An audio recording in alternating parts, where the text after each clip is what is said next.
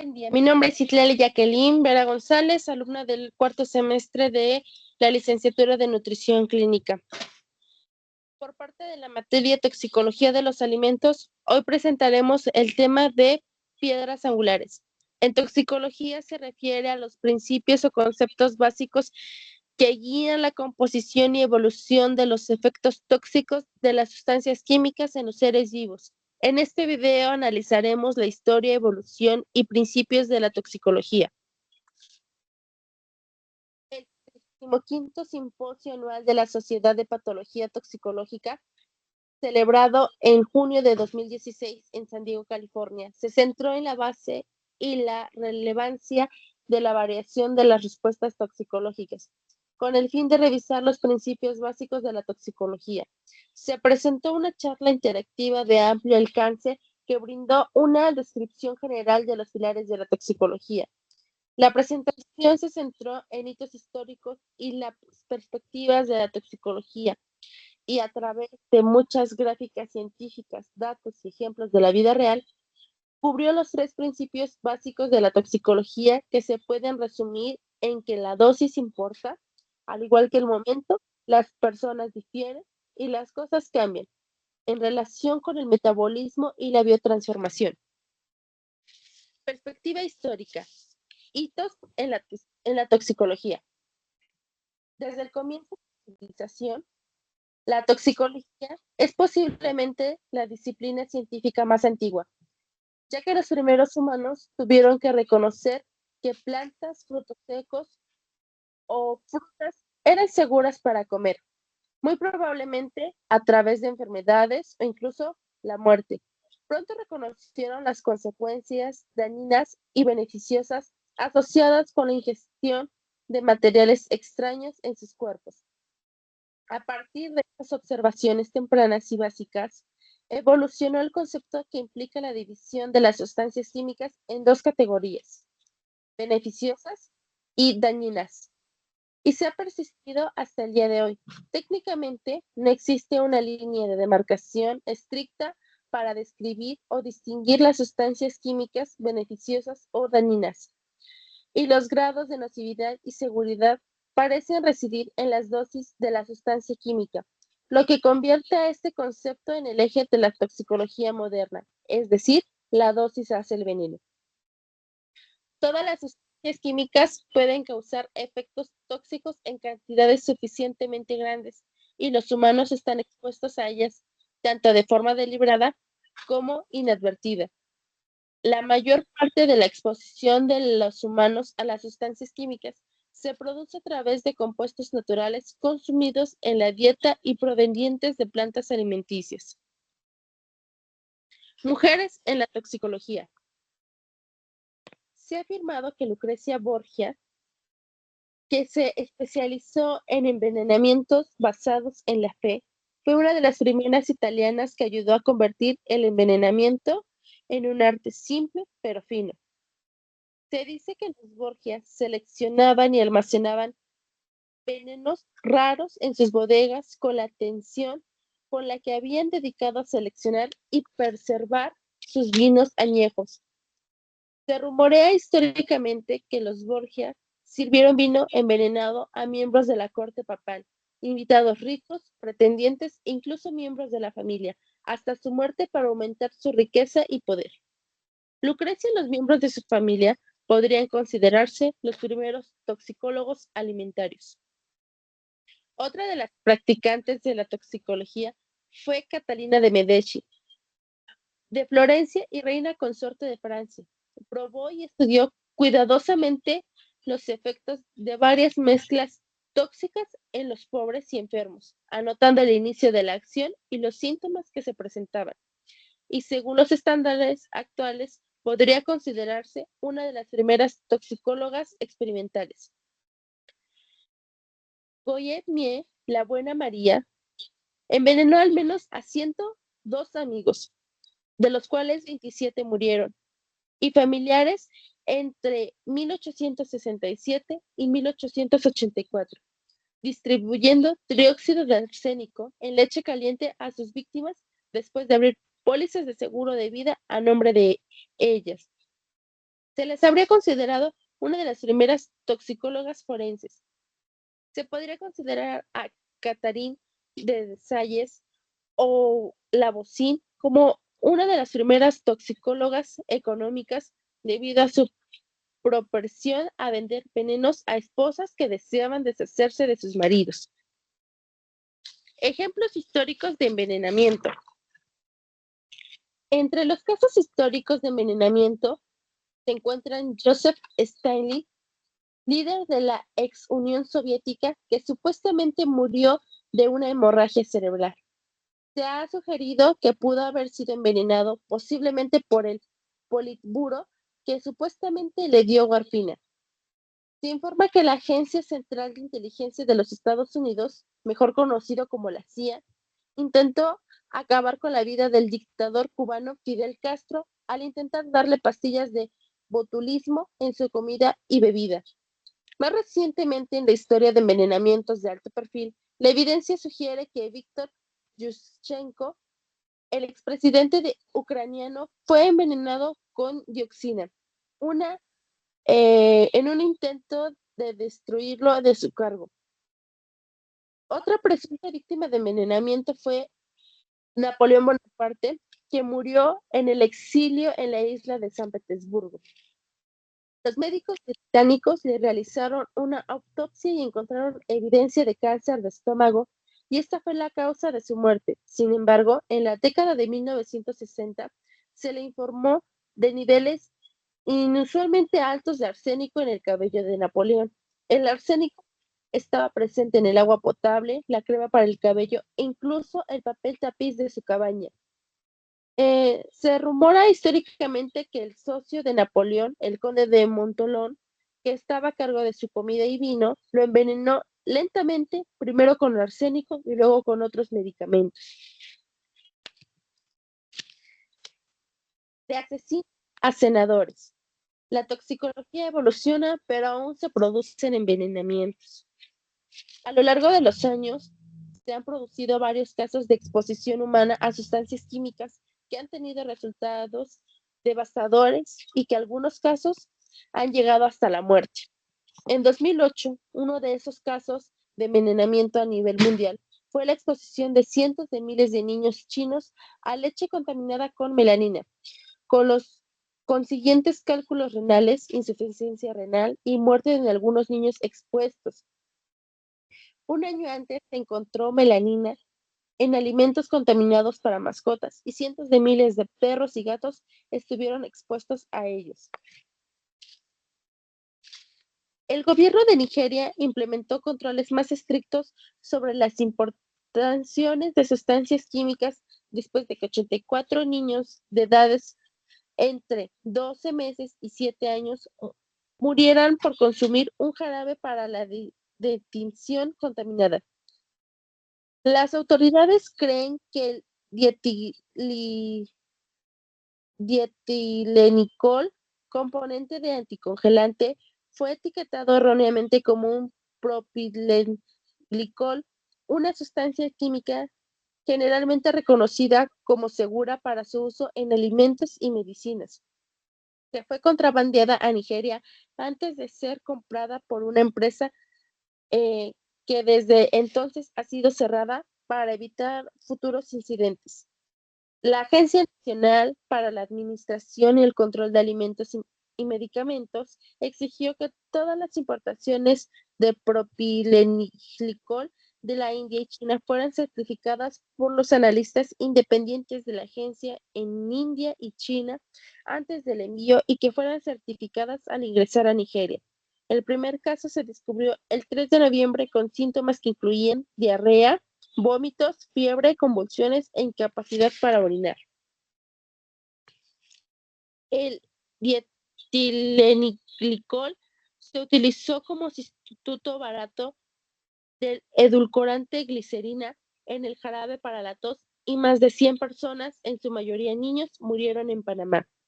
Además de en Estados Unidos y Panamá se encontraron pastas dentales contaminadas con dietilenicol en Australia, República Dominicana, Costa Rica, Honduras y Nicaragua. En 2009, 121 niños de los 287 niños menores de 14 años de Lojica, China, tenían niveles elevados de plomo en la sangre. Una planta de fundición cerró después de que se detectara que más de 600 niños sufrieran intoxicación por plomo y en otro caso se detectó que 800 niños que vivían cerca de una planta de fundición de zinc y plomo tenían niveles elevados de plomo en la sangre. En Estados Unidos, la Administración de Alimentos y Medicamentos, FDA, tiene un límite de 0.5 miligramos por decilitro en productos destinados a bebés y niños y se ha prohibido el uso de latas de alimentos soldadas con plomo. Cada año en los Estados Unidos se detectan entre 310,000 niños de entre 1 y 5 años niveles peligrosos de plomo en la sangre debido a la exposición de plomo a través del polvo y otras fuentes. Hace poco, en septiembre de 2015, investigadores de la Universidad Tecnológica de Virginia sacaron a la luz pruebas públicas de los altos niveles de plomo en el agua de Freeling, Michigan, al realizar pruebas de agua en más de 250 hogares. Los niveles de plomo eran lo suficientemente altos para justificar una acción gubernamental urgente. Sin embargo, es un problema similar con el agua del grifo de Washington, D.C. Hace poco más de una década se encontró que cientos de hogares tenían niveles estratosféricos de plomo de 300 partes por 1,000 millones o más. En 2003, en New Sweden, Maine, fue noticia nacional cuando un hombre envenenó con arsénico la cafetera de la iglesia luterana local, enfermando a 15 feligreses y matando a uno. 5 días después, un miembro de la iglesia fue encontrado aparentemente después de haberse disparado y supuestamente haber dejado una nota de suicidio en la que confesaba haber tenido algo que ver con el envenenamiento.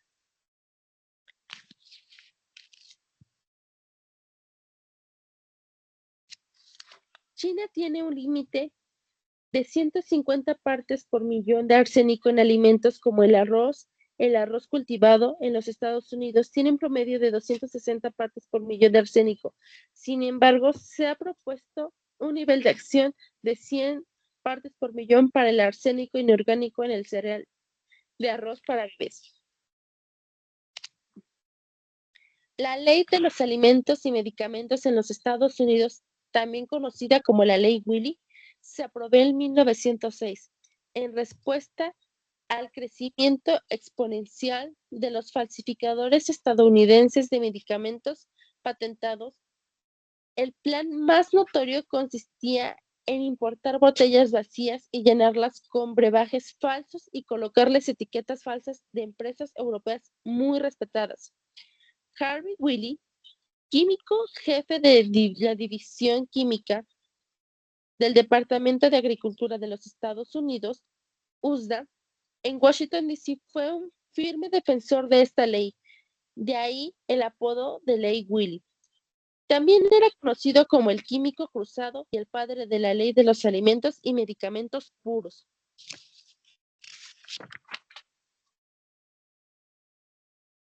El Departamento de Química era responsable de examinar los alimentos y los medicamentos en busca de etiquetas incorrectas o adulteraciones y utilizó estos nuevos poderes regulatorios para emprender acciones agresivas contra los fabricantes de alimentos con aditivos químicos. Su departamento fue posteriormente objeto de escrutinio y poderes de oficina de química. Fueron rápidamente comprobados por decisiones judiciales que enfocaron y defendieron los poderes de la oficina y establecieron estándares que debían cumplirse para demostrar la intención fraudulenta. En 1927, la oficina química se reorganizó bajo un nuevo grupo del USDA, la Organización de Alimentos, Medicamentos e Insecticidas. En 1930, el nombre se cambió a FDA. ¿Qué es la toxicología? Paracelso, el concepto de dosis a Paracelso, cuyo verdadero nombre era Philippus Aurelius Theophrastus Bombastus von Hohenheim, se le atribuye el mérito de ser el fundador de la toxicología. Su premisa sobre los venenos que era que todas las cosas son veneno y nada existe sin veneno. Solo la dosis permite que algo no sea venenoso. En pocas palabras, la dosis crea el veneno. Tradicionalmente, el estudio de los venenos se centraba en la capacidad inherente de una sustancia química o un compuesto para producir daño. Hoy en día, la toxicología se centra más en la seguridad y la toxicología moderna utiliza las sustancias químicas como herramientas para comprender la biología molecular y celular. Una función básica de la toxicología es evaluar la probabilidad de que se produzcan efectos adversos, ya sea o más bien llamados cualitativos. ¿Es seguro un compuesto o una sustancia química? Esto es la identificación de peligros. Además, la toxicología estudia la naturaleza y el modo de acción de los efectos adversos cualitativos. ¿A qué concentración es seguro? Esto se conoce como evaluación de relación dosis-respuesta o caracterización del peligro.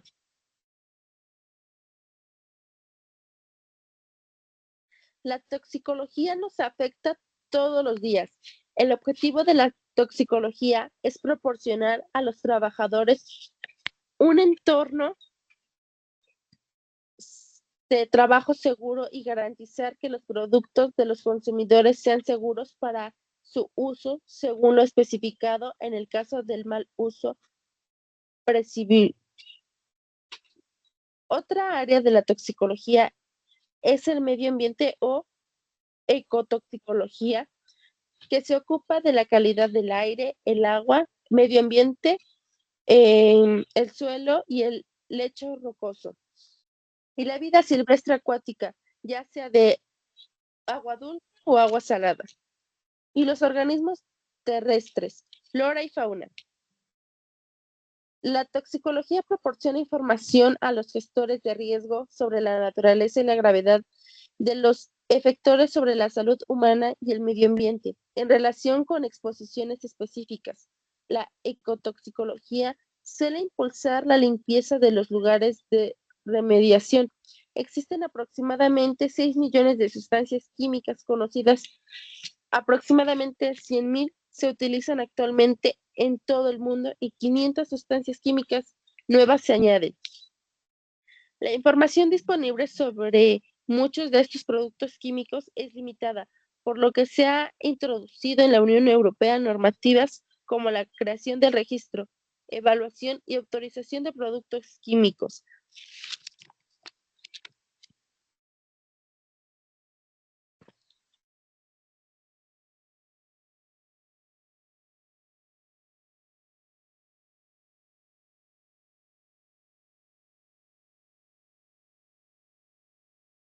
Que obliga a las empresas que fabrican grandes volúmenes de productos químicos a registrarlos en una base de datos central.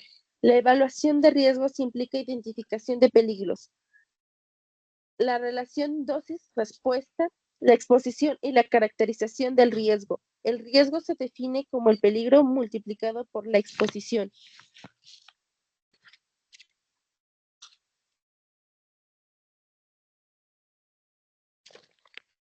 Manual de toxicología. La dosis importa. Los puntos clave de la toxicología son la dosis importa y también el momento, las personas son diferentes y las cosas cambian. Cuando exploramos el concepto de dosis, hay venenos como la toxina botulínica A, que puede ser venenosa, pero esta toxina también puede curar. Clostridium bolutidium es un formador de esporas anaeróbico gram positivo que se encuentra comúnmente en el suelo y produce endosporas ovaladas subterminales. Una de las 7 cepas es responsable de aproximadamente 145 casos de envenenamiento al año y es 40 millones de veces más potente que el cianuro. Hay varios tipos de envenenamiento por botulismo que pueden transmitirse por los alimentos. Aproximadamente el 15% enlatado casero, relativamente raro hoy en día, y por heridas aproximadamente el 20%. A menudo es asociado con la inyección de heroína negra, especialmente en California. Debido a la amplia presencia de esporas de botulinum en el suelo y a la típica reacción de los bebés de llevarse las manos a la boca, los niños pequeños suelen consumir esporas de botulinum. Estas esporas pueden germinar en el intestino de los bebés aproximadamente entre 75 y 100 casos al año en el segundo mes de vida, lo que a menudo provoca desenlaces fatales. Esta intoxicación se puede tratar de una antitoxina, inmunoglobulina botulínica humana y cuidados paliativos.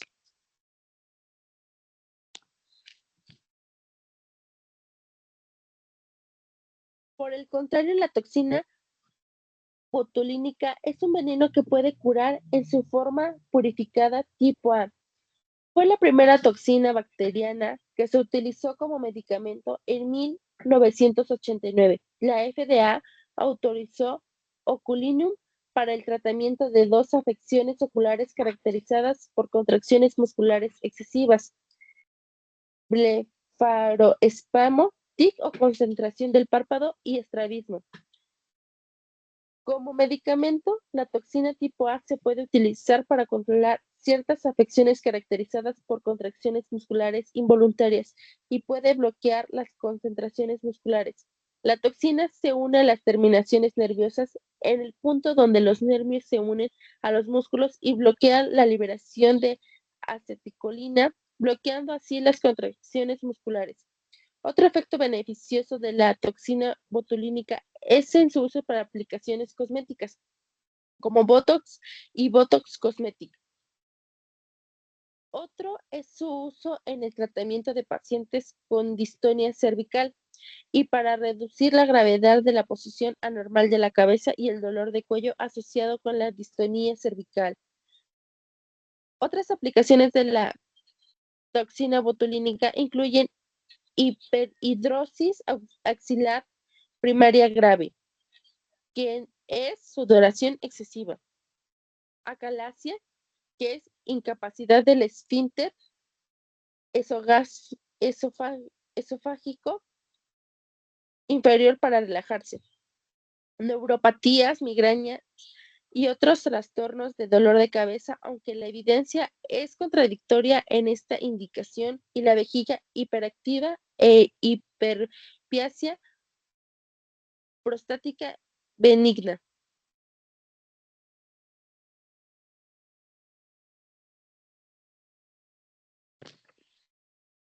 La dosis es tan importante como el momento de exposición.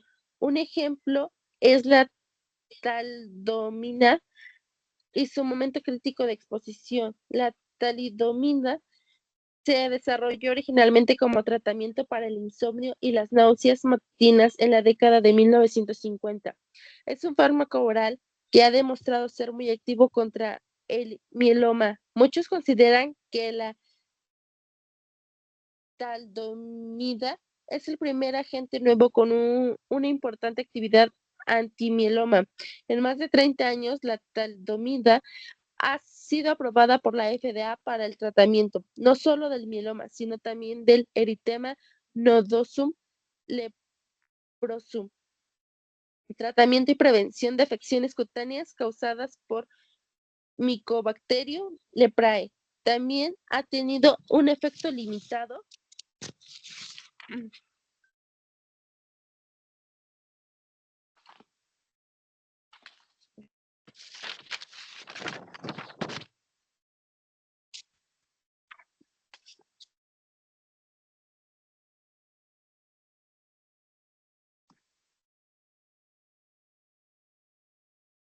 Aquí tenemos los principios claves de la toxicología. La dosis es el veneno, la dosis importa, las personas son diferentes y las cosas cambian.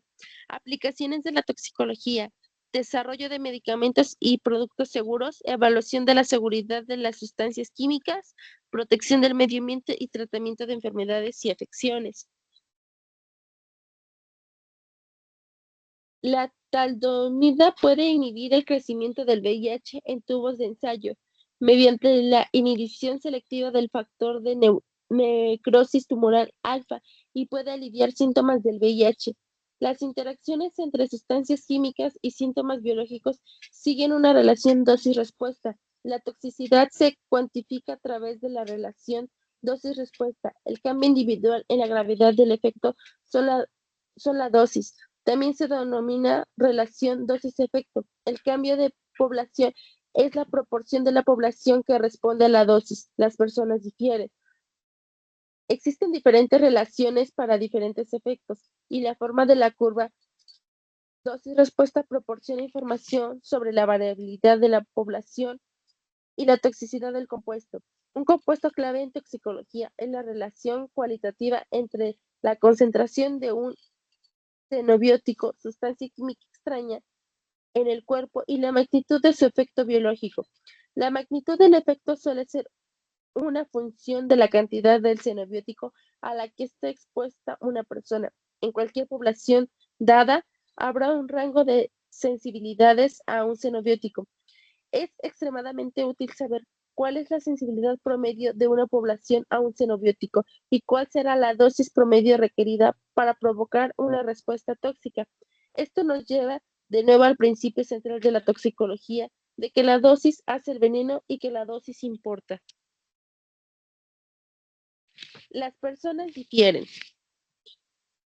Ejemplos clásicos del hecho de que las personas difieren incluyen alergias a los alimentos, por ejemplo, el maní y mariscos, y a los medicamentos, por ejemplo, la penicilina. La alergia alimentaria en Estados Unidos y Europa afecta aproximadamente entre el 2 y el 4% de los adultos y entre el 4 y el 8% de los niños pequeños.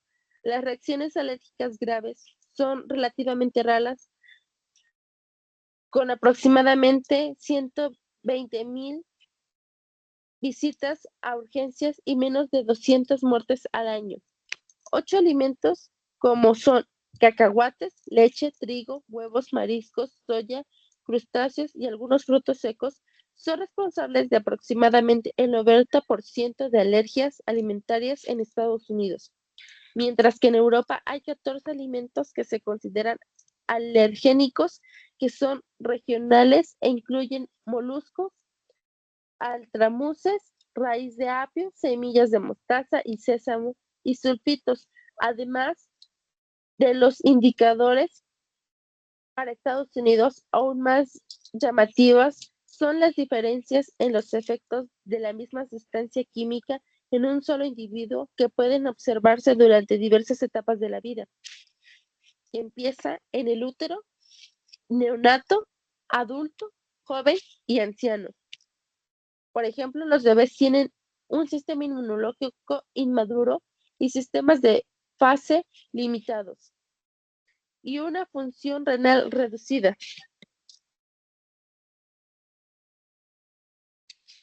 Las personas mayores pueden ser similares en su sensibilidad a los efectos adversos de las sustancias químicas. Existe una diferencia en la sensibilidad de las ratas recién nacidas y las ratas mayores. Ratas macho jóvenes es superior al 4.00 miligramos por kilogramo, mientras que estas ratas adultas de un año de edad es de aproximadamente 225 miligramos por kilogramo. El paracetamol se metaboliza en un 90% por conjugación con sulfato o glucuródico fase 2. La vía del sulfato predomina en niños menores de 12 años, mientras que en adultos utilizan principalmente la vía glucurónica, el cloranfenicol, un antibiótico para organismos gram positivos negativos, la mayoría anaeróbicos. Se metaboliza principalmente por glucuronidación y es un sustrato deficiente para la sulfurotransferasa. Por lo tanto, este antibiótico es extremadamente tóxico para los neonatos, principalmente en la médula ósea, y es responsable del síndrome del bebé gris, que consiste en cianosis progresiva, acidosis metabólica, colapso vasomotor y dificultad respiratoria y muerte. Un concepto clave en toxicología es la relación cualitativa entre la concentración de un xenobiótico en el cuerpo y la magnitud del efecto biológico que produce. La magnitud del efecto de un xenobiótico suele ser una función de la cantidad de xenobiótico a la que está expuesta una persona o que llega a un receptor, es decir, la dosis hace el veneno. En cualquier población dada habrá un rango de sensibilidades a un xenobiótico. Es extremadamente útil saber cuál es la sensibilidad promedio de una población a un xenobiótico y cuál será la dosis promedio requerida para provocar una respuesta tóxica. La función dosis-respuesta de la población se centra en un punto final específico, compuesto por muchas funciones dosis-respuesta individuales. En cada nivel de dosis, los miembros individuales de la población responden o no. Existe una variación en la sensibilidad y susceptibilidad de los individuos de la población. Se puede medir la proporción de la población que responde a cada nivel de dosis o el nivel de respuesta a cada nivel de dosis. ¿Por qué nos vemos tan diferentes o nos comportamos de manera tan diferente? ¿Por qué algunos son más capaces o más susceptibles que otros? ¿Qué nos hace únicos? La composición genética individual, polimorfismos, los cambios en el número y orden de genes añaden variedad al genoma humano. Las inserciones,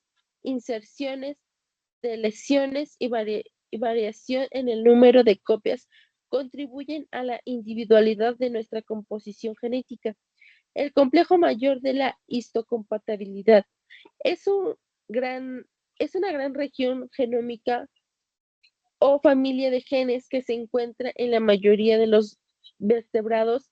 Es la región con mayor densidad genética del genoma de los mamíferos y desempeña un papel importante en el sistema inmunológico a la autoinmunidad. Y es el éxito reproductivo. Las proteínas codificadas por el MHC se expresan en la superficie de las células de todos los vertebrados con mandíbulas y muestran tanto antígenos propios como antígenos ajenos a un tipo de glóbulo blanco llamado linfocito T, que tiene la capacidad de matar a un tipo de glóbulo blanco llamado linfocito T, que tiene la capacidad de matar o coordinar la muerte de patógenos o células infectadas o defectuosas. Un polimorfismo es una variable genética que aparece al menos el 1% de una población. Ejemplos de polimorfismos en humanos son grupos sanguíneos ABO, factor RH, MHC 1, 2 y 3, sistema inmunológico, autoinmunidad y éxito reproductivo y enzimas metabólicas. Al establecer el valor de corte en el 1%, se excluyen las mutaciones espontáneas que pueden haber ocurrido y propagarse entre los descendientes de una sola familia. Las variantes alélicas del aldehído deshidrogenasa 2 provocan una disminución de la capacidad para eliminar el acetaldehído y otros sustratos de aldehído, y las variantes homocigóticas no tienen actividad y las heterocigóticas tienen una actividad intermedia en la relación con el tipo salvaje predominante. Estos polimorfismos están asociados con aumento de la acumulación de acetaldehído tras la ingestión de etanol y aumento de los síntomas inmediatos, síndrome de sofoco y de los riesgos de cáncer a largo plazo. El alelo no funcional es un poco común en la mayoría de las poblaciones, pero es común en los asiáticos, de modo que el 40% son heterocigotos y el 5% son variantes homocigotas.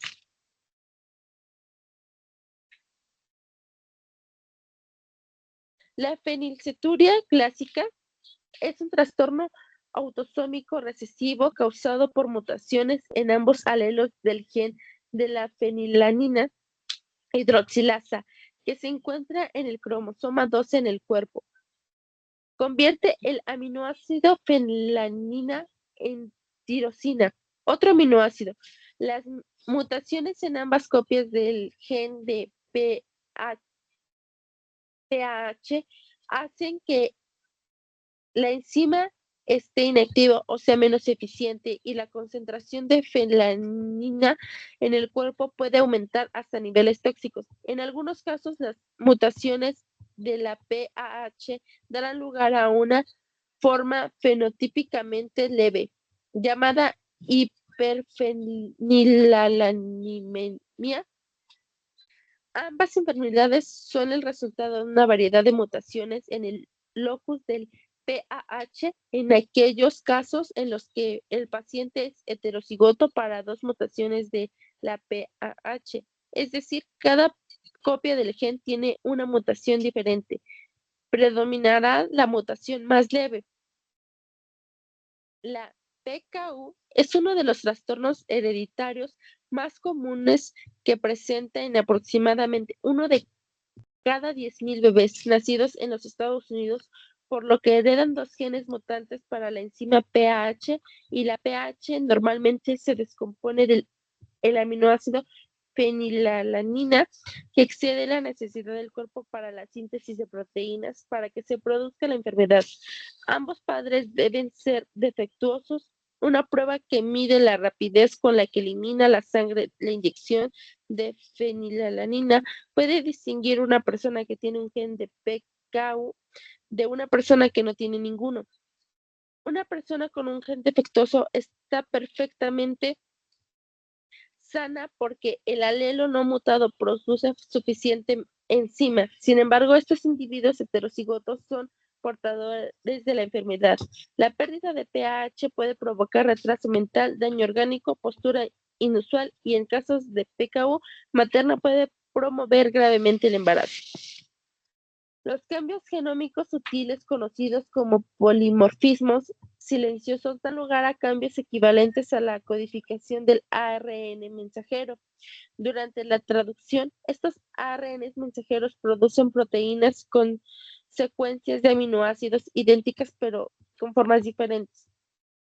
En 2007, el NCI demostró que un gen de resistencia a múltiples fármacos con una decodificación de secuencia equivalente a la codificación de un solo nucleótido se traduce en una P-glicoproteína con una conformación diferente. Los autores especulan que la diferencia puede ser resultado de la sincronización u otros cambios sutiles en el proceso de traducción causados por la modificación de la secuencia. El trabajo apunta a un papel no reconocido previamente y potencialmente profundo de los polimorfismos de un solo nucleótido en la salud y en la enfermedad. El polimorfismo de acetilación ilustra otro polimorfismo genético de una enzima metabolizadora de fármacos, estudiada en la era temprana de la farmacogenética. La N-acetitransferasa, una enzima hepática conjugadora de fase 2, cataliza la N-acetilación o acetilación de carcinógenos, arilamina y aminas etirocílicas. El fenotipo acetilador lento a menudo experimenta toxicidad por fármacos como isoniazida, sulfonamidas y proclamada e hidralazina, mientras que el fenotipo acetilador rápido puede no responder a la isoniazida y la hidralazina en el tratamiento de la tuberculosis y la hipertensión, respectivamente. Durante el desarrollo de la isoniazida y la isoniazada plasmática. Se observaron concentraciones en una población bimodal distinta después de una dosis estándar. Los pacientes con los niveles plasmáticos más altos de isoniazada eran generalmente acetiladores lentos y sufrieron daños a los nervios periféricos, mientras que los acetiladores rápidos no se vieron afectados. Los acetiladores lentos también corren el riesgo de sufrir toxicidad inducida por la sulfonamida y pueden sufrir lupus eritematoso idiopático mientras toman procainamida. El fenotipo de acetilador lento es un rasgo autosómico recesivo. Los estudios han demostrado grandes variaciones del fenotipo acetilador lento entre los grupos étnicos, entre el 40 y el 70% de los caucásicos y afroamericanos, entre el 10 y el 20% de los esquimales japoneses y canadienses, y más del 80% de los egipcios, y ciertas poblaciones judías son acetiladores lentos. En Asia Occidental, cuanto más al norte es el origen geográfico de la población, menor es la frecuencia del gen acetilador lento. Se descompone el motivo de esta tendencia, pero se ha especulado que las diferencias en los hábitos alimenticios o el entorno químico físico pueden ser factores contribuyentes. La variación alélica en el locus del gen NAT2 explica el polimorfismo observado en la acetilación de fármacos. Se ha descrito 27 alelos de NAT2. Es un gen inusual porque consta de marcos de lectura abiertos, es decir, regiones codificantes de proteínas, sin intrones. La mayoría de los alelos variantes de NTA2 implica dos o más mutaciones puntuales. Por ejemplo, la variante NT2-5B difiere del tipo salvaje en 3 poblaciones de nucleótidos. Actualmente la importancia de estas variantes en NT2 se estudia principalmente en su asociación con un riesgo ligeramente mayor de cánceres, posiblemente debido a la exposición prolongada del cuerpo a sustancias químicas, fármacos o metabolitos en composición con los acetiladores rápidos. Un resultado preliminar sugirió que el metabolismo deficiente de la isoniazada está asociado con mutaciones puntuales en NAT2 en una pequeña población japonesa. Este emocionante resultado aguarda estudios de población a gran escala para establecer claramente la relación entre el genotipo NAT2 y la acetilación de la isoniazida. Puede que todavía llegue algún tiempo establecer la utilidad clínica del genotipo NAT2.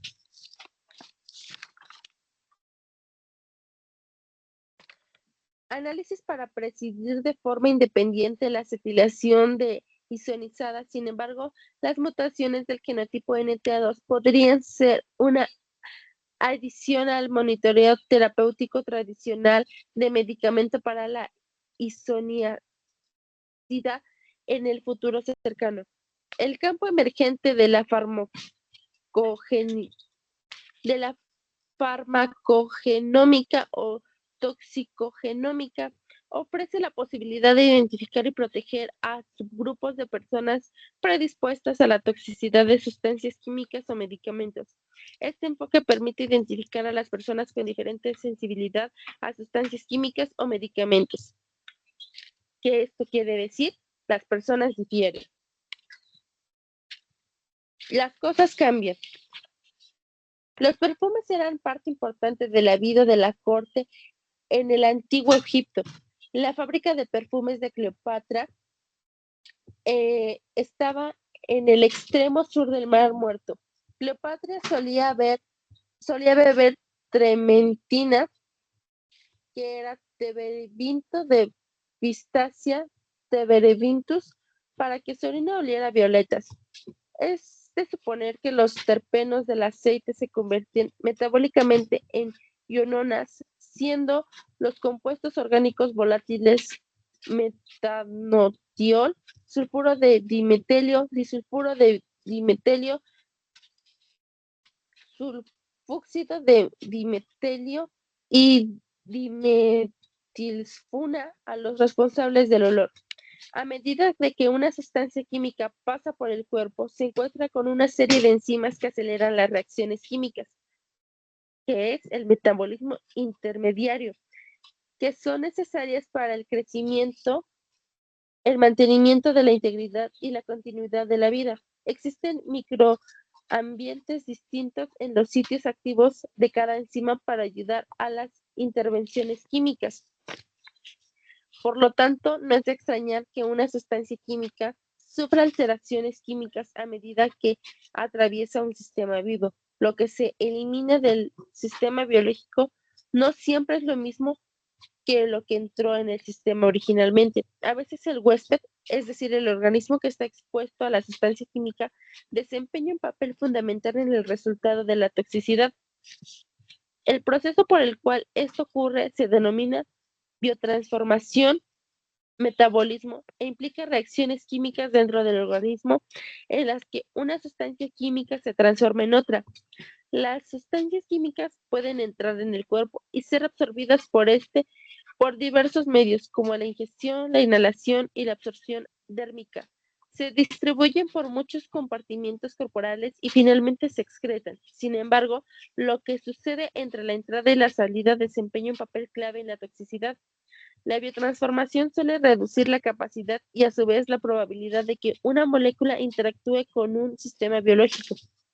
La probabilidad de que éstas se produzcan daños potenciales se ve contrarrestada o reducida por lo general, pero no siempre el proceso hace que la molécula sea más polar, con frecuencia ácida y por lo tanto más soluble en agua. Como tal, el sistema puede eliminar la molécula más fácilmente a través de los riñones, o sea, la orina y el hígado en la bilis. Un ejemplo es la enzima epóxido hidrolasa que convierte el óxido de etileno, una sustancia química con propiedades genotóxicas y otras propiedades tóxicas crónicas, en el etileniglicol o algo menos tóxico. En ocasiones las sustancias químicas pueden activarse y convertirse en una especie más peligrosa, con lo que el cuerpo se envenena inadvertidamente. Por ejemplo, el cloroformo puede convertirse en un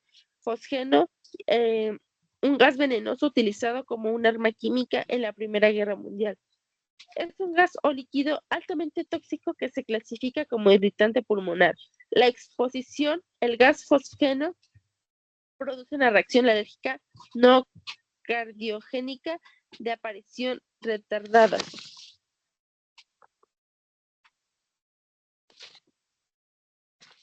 Edema pulmonar, la exposición a 50 partes por millón puede ser más rápida y mortal. Como conclusión, estos tres axiomas, las personas difieren, la dosis importa y las cosas cambian, los químicos se transforman, ayudan a explicar por qué los humanos responden de maneras variables y a menudo imprescindibles a un ataque químico. Gracias por su atención.